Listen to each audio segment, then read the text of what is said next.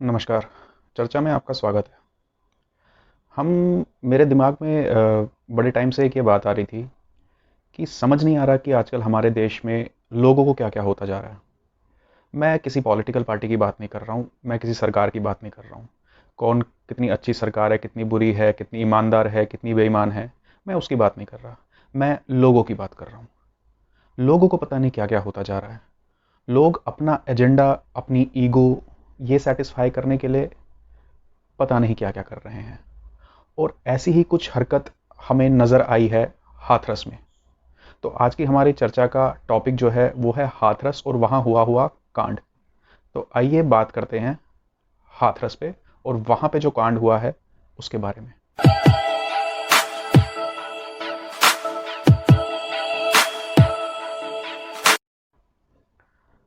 तो हम बात कर रहे थे हाथरस के ऊपर।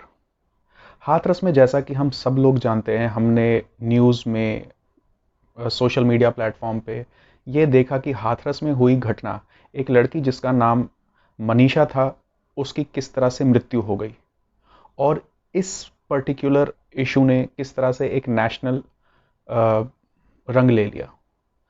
तो ऐसे इश्यूज जो है, मुझे समझ नहीं आता कि बीच बीच में क्यों फूटते हैं जो नेशनल इश्यूज बन जाते हैं। ऐसे इश्यूज को कभी भी इग्नोर नहीं होने चाहिए, लेकिन अनफॉर्चुनेटली इग्नोर होते हैं और इसी तरह बीच में आते हैं। ज़्यादा अफसोस की बात यह है कि लोगों की जागरूकता की वजह से ये सामने नहीं आते। पॉलिटिकल इंटरफेरेंस की वजह से ये चीज़ें सामने आती है, ताकि जिससे कि पॉलिटिकल पार्टीज़ को और न्यूज़ चैनल्स को फुटेज मिलती है। और पिसता कौन है? आम आदमी पिसता है। तो इस चर्चा को हम आगे बढ़ाते हैं और देखते हैं, जो वो मनीषा थी, जो वो लड़की मनीषा थी, जैसा कि हम सब जानते हैं उसकी मृत्यु हो गई। और उस मृत्यु की जो इनिशियल स्टेज पे जो कारण उस मृत्यु का बताया गया, वो बताया गया कि इस बच्ची का रेप हुआ है, इसकी ज़बान काटी गई है, रीढ़ की हड्डी तोड़ी गई है और भी इसके हाथ पैर तोड़े गए हैं और इसको मार दिया गया है वहीं के किसी अपर कास्ट के लड़के ने, जिसका नाम संदीप था। तो अब हम अगर देखें कि ये जो लड़की की मृत्यु थी, इसकी एक फुटेज सामने आई थी उसकी माँ की, और उसमें वो लड़की जिंदा थी, जिसमें उसकी माँ ये कह रही थी कि ये पुरानी रंजिश के कारण हुआ है। देखिए, अगर ये रेप है तो ऐसा कभी हो नहीं सकता कि हम रेप को जस्टिफाई करेंगे। इससे बड़ा पाप कोई नहीं हो सकता कि अगर कोई रेप को जस्टिफाई कर रहा है। लेकिन जो चीज़ें सामने आई हैं, मैं उसके बेसिस पे बात कर रहा हूँ और किस तरह से इसको कोई और रंग दिया जा रहा है, उसका भी एक ओवरव्यू हम आपके सामने आज देंगे। देखिए, जब उस माँ की, उस मनीषा की माँ की जो सबसे पहले फुटेज आई थी, जहाँ पे वो एक हॉस्पिटल के बाहर थी और मनीषा लेटी हुई थी, दर्द से तड़प रही थी, तो उसकी माँ से किसी ने पूछा कि क्या हुआ था, तो उसकी माँ ने बोला कि संदीप ने, जो ठाकुरों का लड़का है, अपर कास्ट का लड़का है, उसने हमारी लड़की का रस्सी से गला दबाया। और गला दबाते दबाते जब वो अपने आप को बचा रही थी, मनीषा अपने आप को बचा रही थी, अपनी दांतों से अपनी जीभ काट ली उसने। और उसके अलावा किसी भी तरह के कोई चीज़ नहीं थे। और जो रिपोर्ट सामने आई थी, मेडिकल रिपोर्ट्स, उसमें भी रेप की पुष्टि नहीं हुई थी। और इसके बाद दो और वीडियोस थी जिसमें इसी तरह की बात वो कर रही थी। अब यहाँ पे देखने और सोचने समझने की बात यह है कि एक, देखिए, मैं इस कास्ट सिस्टम में भरोसा तो नहीं करता। हमें, मैं ये मानता हूँ कि एक कास्ट नाम की जो एक बीमारी फैल चुकी है पिछले 600 700 800 हज़ार साल में, वो ख़त्म हो जानी चाहिए। लेकिन इस चीज़ को पर्टिकुलरली सही से समझाने के लिए अनफॉर्चुनेटली इस कास्ट का मुझे कास्ट वाइज जो है ये मेंशन करना पड़ रहा है। देखिए, अगर एक लोअर कास्ट की औरत जिसकी बेटी मर गई है, वो इतना निडर होके, इतना खुल्लम खुल्ला अगर ये कह सकती है कि अपर कास्ट के ठाकुरों के लड़के ने मेरी बेटी का गला दबा के मारा है, और खुल्लम खुल्ला कह रही है, सारी दुनिया के आगे कह रही है, तो क्या वो ये मेंशन नहीं कर सकती थी कि उसने इसके साथ दुष्कर्म किया है? जबकि उसने पहली 3 वीडियोस में कहीं पर भी ये मेंशन नहीं किया है कि उसके साथ किसी तरह का दुष्कर्म हुआ है, किसी तरह का रेप हुआ है।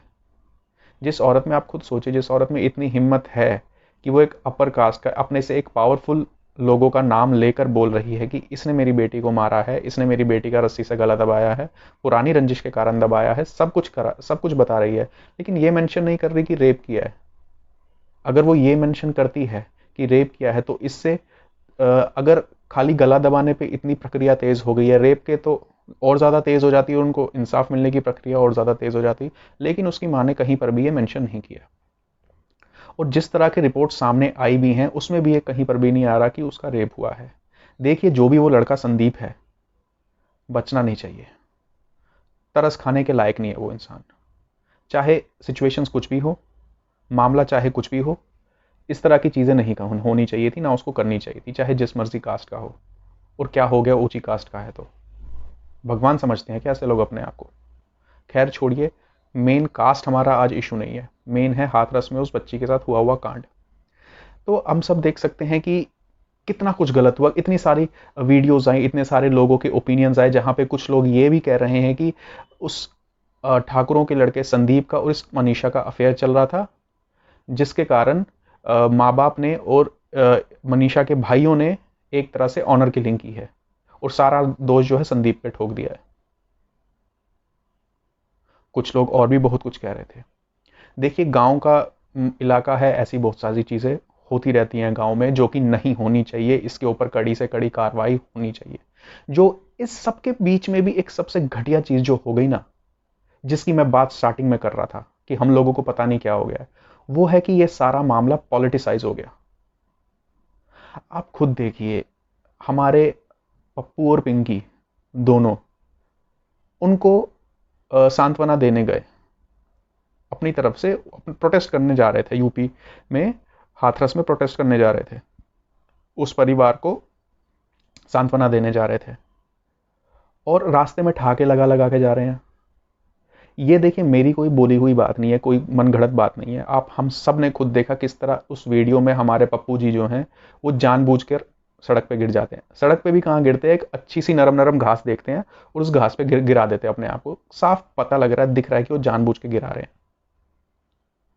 मैं इस चीज में एक गलत चीज, जो कुछ अगर कुछ गलत हो रहा था, उसकी उसकी इंट्यूशन हम लोगों को तभी आ गई थी जब संजय सिंह जी वहां पे चले गए। जी हाँ, ये वही संजय सिंह है दिल्ली के, जो पूरे पूरे दंगाई समर्थक है, जिन्होंने दंगाइयों को पूरा समर्थन दिया था।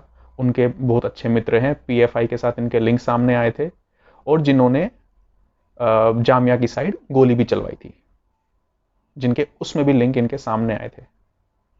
वो सामने गए, लेकिन उनको बहुत ही एक अच्छा रिप्लाई वहां से मिला, उनके मुंह पे कालिक पोत दी गई और पीएफआई का दलाल बोल के वहां से उनको भगा दिया गया। जो ये सारा पॉलिटिसाइज हुआ, ये सबसे घटिया हरकत हुई। देखिए, प्रोटेस्ट जाके कर रहे थे, प्रॉब्लम ये नहीं थी।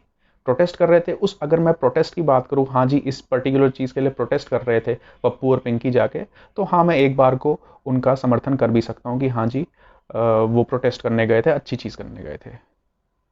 लेकिन बात यहां पे आके अटक जाती है कि राजस्थान में इतने सारे केसेस सामने आए, बलरामपुर में केसेस सामने आए, मुंबई में इतने केसेस सामने आए, और राजस्थान तो पिछले कई दिनों से इन चीजों का गढ़ बनता जा रहा है। वहां पे केसेस सामने आए, वहां पे क्यों सांप सूंघ गया उनको? साफ सीधी सी बात यही है कि उनका वहां पे सरकार है, इस वजह से उन्होंने कोई एक्शन लिया नहीं। वहां पे एक्शन क्या लेते, अब जाके कोई प्रोटेस्ट किया नहीं, क्योंकि पता है खुद ही की सरकार बदनाम हो जाएगी। लेकिन यूपी में इनको सब कुछ नजर आ जाता है, यूपी में इनको सब कुछ दिखाई दे जाता है। ये लोग ऐसे हैं कि बेंगलोर में जब दंगे हुए, इनके खुद की पार्टी के एमएलए का घर जला दिया गया, लेकिन तुष्टीकरण और अपीजमेंट के कारण इन्होंने कोई एक्शन नहीं लिया, किसी तरह का कोई प्रोटेस्ट नहीं किया, और अपनी उस पार्टी मेंबर की सुध तक नहीं ली। ये ऐसे लोग हैं। यहां पे घटियापन हुआ। जितने लोग ये कह रहे थे कि योगी आदित्यनाथ ने, यूपी सरकार कोई एक्शन नहीं ले रही है, इनको इस्तीफा दे देना चाहिए, ऐसे कर देना चाहिए, शर्म आनी चाहिए, डूब के मर जाना चाहिए, तो मैं उन लोगों को बता दूं कि योगी सरकार ने, योगी आदित्यनाथ ने विद इमीडिएट इफेक्ट वहां के एसडीएम को और कई पुलिस कर्मचारियों को इमीडिएट इफेक्ट के साथ सस्पेंड कर दिया है। और इस पूरे मामले की जो तहकीकात है वो सीबीआई को देने की बात की है। शायद सीबीआई को हैंडओवर होने में ज्यादा टाइम लगेगा नहीं, अगर इसका किसी तरह का कोई निष्कर्ष नहीं आता। और ये तो रही पॉलिटिकल पार्टीज। पॉलिटिकल पार्टीज का फिर भी समझ में आता है कि भैया उनका एक पॉलिटिकल एजेंडा होता है, जिसके कारण वो दूसरी पार्टीज को बदनाम करती हैं। वो तो उनका काम है। देखिए, ये तो कोई किसी भी पॉलिटिकल पार्टी का ये काम होता है कि हाँ भैया हमें अपने नंबर बनाने हैं, दूसरे पार्टी के नंबर गिराने हैं। खासकर अपोजिशन करता है रूलिंग पार्टी के साथ, ये तो है ही है। ये तो इसमें तो कोई वो कर नहीं सकते। एक बार को तो चलो एक्सक्यूज दे भी सकते हैं इस बात का, लेकिन जिस तरह का बिहेवियर, जिस तरह का रवैया मीडिया वालों का था, वो भी शर्मनाक था, काफी शर्मनाक था, उससे कम नहीं था। देखिए, मैं किसी पर्टिकुलर मीडिया चैनल का सपोर्टर नहीं हूं। सब अपनी फुटेज के लिए काम करते हैं, सब अपनी फुटेज के लिए काम करते हैं, लेकिन कुछ टीवी चैनल्स का वहां पे जाना, कुछ न्यूज़ चैनल्स का वहां पे जाना, और दूसरे न्यूज़ चैनल्स को, रिपब्लिक भारत को कहना कि लोगों से ये कहना कि रिपब्लिक भारत से बात मत करना, जो बात करनी है हमसे करना, उनसे किसी तरह की बात मत करना। क्या ये सही है? और हम ये सब जानते हैं कि हमारे पास ऐसी कई ऑडियो क्लिप्स और वीडियो क्लिप्स हमारे सामने आई जहां पर दूसरे चैनल्स के, इंडिया टुडे हो गया, आज तक हो गए, एनडीटीवी, इस तरह के जो चैनल्स हैं वो किस तरह से पीड़ित फैमिली को और वहां के गांव के लोगों को कन्विंस कर रहे हैं, जबरन कन्विंस करने की कोशिश कर रहे हैं कि भाई हमसे बात करना और तुम्हें ये बोलना है, इसके अलावा कुछ मत बोलना। और वो सारी ऑडियो क्लिप्स क्या थी, वो हम सबके पास है। वो कुछ कम्युनिटी स्टैंडर्ड्स की वजह से हमारे चैनल से अपलोड नहीं हो पा रही हैं। और खैर वो हम सब ने सुन लिया, आप सब ने भी सुन ली होगी। आप लोग चेक कर सकते हैं, आपके पास कोई रिकॉर्ड होगा, ये जो भी वीडियो और ऑडियो क्लिप्स है आप ये चेक कर सकते हैं, जिसकी भी हम आपसे अभी चर्चा कर रहे हैं। और जो एक सबसे भयानक, ये तो था एक शर्मनाक एंगल, और इसके साथ था एक भयानक एंगल जो सामने आया है, वहां पे कम्युनलाइज कर दिया गया। देखिए, यहां पे बीजेपी की गवर्नमेंट थी, बीजेपी की गवर्नमेंट को डिमीन करने के लिए, डिरेल करने के लिए अपर कास्ट लोअर कास्ट का एंगल निकाल दिया। लेकिन पालघर में जब साधुओं की लिंचिंग हो गई, वहां पे तो बड़ा कह रहे थे कि इसको कम्युनलाइज मत करो, इसको जाति का मुद्दा मत बनाओ, इसको मजहब का मुद्दा मत बनाओ। वहां पे क्या हो गया था? वहां पे क्यों नहीं किया? और यहां पे अपर कास्ट लोअर क्लास का एंगल निकाल के रख दिया इन्होंने, इन्हीं ऑपोजिशन पार्टीज ने, कांग्रेस ने, एसपी ने, आम आदमी पार्टी ने। शर्म कहीं से कहीं तक तो इन लोगों को आती नहीं। और मुझे तो समझ नहीं आ रहा है संजय सिंह क्या करने चला गया वहां पे। खैर छोड़िए। ये सबसे भयानक एंगल था कि वहां पे दंगे भड़काने की बात हुई। आज की ही न्यूज थी रिपब्लिक भारत पे, जिसमें वहां के ही लोग ये कह रहे हैं कि भीम आर्मी के लोगों को पनाह दी गई है, लोगों के घरों में छुपे हुए हैं, खेतों में छुपे हुए हैं, कि कब कोई मौका मिले और ये दंगा भड़का दे। यहां पे 4 लोग गिरफ्तार हुए हैं जिनके लिंक पीएफआई से थे और जिन्होंने फंडिंग करी थी यहां पे दंगा भड़काने के लिए, अपर क्लास और लोअर क्लास के बीच में। इसमें मुझे समझ नहीं आता, पीएफआई जो एक पूरी तरह शांति दूतों की ऑर्गेनाइजेशन है, उसका क्या काम था यहाँ पे फंडिंग करने का? भाई उनकी तो यही इच्छा हो सकती है कि यहाँ पे जितने भी upper class lower class Hindu हैं, हिंदुओं को अपनी जातियों में बांट दो और अपना राज चलाओ। फिर इनको जातियों में बांट के इनके खिलाफ कार्रवाई करो, जो इन्होंने दिल्ली में किया। देखिए, मेरी बोली हुई बात नहीं है, ये मीडिया पे सामने आई हैं ये बातें। और अगर किसी को मेरे बोलने से आपत्ति है तो मुझे मेरे बोलने पर आपत्ति जताने से पहले उन पे आपत्ति जताई जाए जिन्होंने ये सब किया है, जिन्होंने सबसे पहले ये सब बातें बोली हैं। ये सबसे भयानक एंगल था। वहां के लोगों की जानों को खतरा था, वहां की प्रॉपर्टी को खतरा था। वैसे ही गांव का इलाका है, कुछ ऊंच नीच हो गई तो वही उनकी लोगों की जमा पूंजी होती है, वही सारी खत्म हो जाएगी। दंगे वाले तो दंगे करके और भड़का के चले जाएंगे। ये था,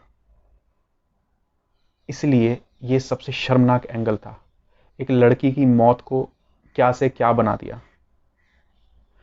ये सरकार अपनी खोई हुई जमीन ढूंढने के लिए अपना जो एक प्लेटफॉर्म खो चुकी है, जो ऑपोजिशन में है, एक प्लेटफॉर्म खो चुकी है वहां पे।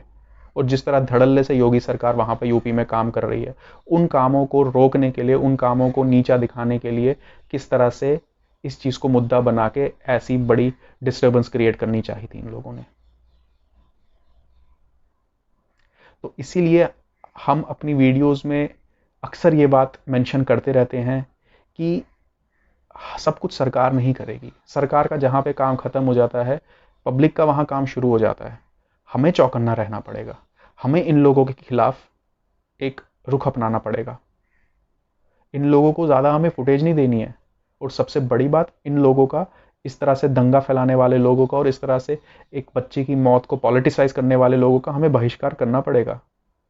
हम अपने आप को लिबरल दिखाने के लिए और बहुत ही खुले मिजाज का दिखाने के लिए हम मोदी को तो गालियां दे देते हैं, हम किसी देशभक्त पार्टी को तो गालियां दे देते हैं इन पार्टियों को सपोर्ट करने के चक्कर में और अपने आप को दिखाने के चक्कर में कि हम कितना लिबरल होकर सोचते हैं, लेकिन हम इसके साइड इफेक्ट्स नहीं जान पा रहे हैं। अगर ये आप लोगों को शायद अंदाज़ा अभी तक हो गया होगा, और अगर नहीं हुआ होगा तो मैं छोटी सी बात से मेंशन करता हूं, अगर ये दंगा वहां पे भड़क जाता तो पूरी यूपी में आग लग सकती थी, अपर क्लास और लोअर क्लास के बीच में, और दिल्ली भी इस चीज़ से अछूता नहीं रहता। और इसकी मलाई कौन चाटता? ऑपोजिशन और वो लोग जो दंगे भड़काने के लिए मशहूर हैं। तो मेरी और हमारी टीम की चर्चा की आप सब लोगों से विनती है कि कृपया उस बच्ची की आत्मा की शांति के लिए प्रार्थना करें। अपनी तरफ से एक पब्लिक होने के नाते इस चीज़ को पॉलिटिसाइज होने पे इसके खिलाफ खड़े हों कि पॉलिटिसाइज ना हो जाए ये मामला। जो दोषी है, दोषी को सजा दे, और जहां पर भी इस तरह के दुष्कर्म हो रहे हैं वहां के लिए आवाज उठाएं, और उम्मीद करें कि जल्द से जल्द इसकी जो एसआईटी का गठन हुआ है, सीबीआई के पास जांच जानी चाहिए, वो सारी जांच पूरी हो जाए, सारी तहकीकात पूरी हो जाए और असलियत हम लोगों के सामने आए। और मेरी एक और रिक्वेस्ट है, बिना कुछ सोचे समझे, बिना कुछ जाने ऐसे ही अपोजिशन ना करें, ऐसे ही अपने ना बोलें कि ये गलत है और वो सही है। ऐसे इन मामलों में जो चीज़ हमारे सामने होती है, असल में ग्राउंड रियलिटी कुछ और ही होती है जो हम सोच भी नहीं सकते। सिर्फ ग्राउंड रियलिटी उनको पता होती है जो उस जगह से, उन जगह से और उन लोगों से जुड़े हुए होते हैं। सिर्फ उन्हीं को ग्राउंड रियलिटी पता होती है। उम्मीद करते हैं इसकी सच्चाई हमारे सामने आएगी और दोषियों को सजा मिलेगी, और जिनके भी मंसूबे हैं दंगा फैलाने के और मिसअंडरस्टैंडिंग फैलाने के, उनके मंसूबे पूरे नहीं होंगे। धन्यवाद।